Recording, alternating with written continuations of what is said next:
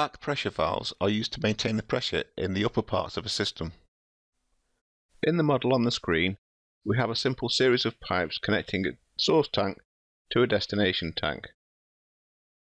Nodes 2 and node 3 each have a demand flow set, and there is a back pressure valve after node 3. If the demand flow of 1000 US gallons per minute being taken out at node 3 needs to be at some minimum pressure, then this can be achieved by including a back pressure valve after the node. To demonstrate what would be the case without the back pressure valve, first of all I'm going to deactivate the back pressure valve. You can see it's gone grey in the diagram, and click the calculate button. Then I'm going to view the results drawing and look at the pressure at node 3. We can see it's almost minus 10 psi gauge.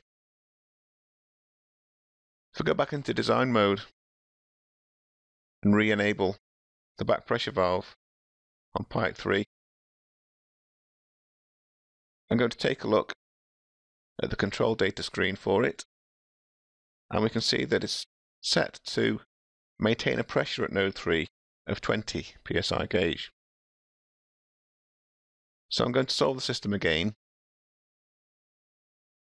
view the results drawing, and hover the mouse over node 3, and we can see that the pressure there is now 20 psi gauge because of the back pressure valve.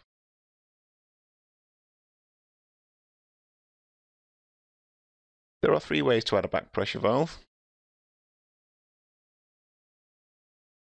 We can click on the pipe to which we want to add the back pressure valve, and then in the pipe pane click the Add Edit Control Valve button, or we can right click on the pipe and select the Add Edit Control Valve option from the menu, or we can use the Add Edit Control Valve toolbar button and then click on the pipe that we want to add the control valve to. All 3 of these options will bring up the set control data screen, and then we just select the back pressure valve option from the radio menu and specify the pressure that we want the back pressure valve to maintain at the previous node.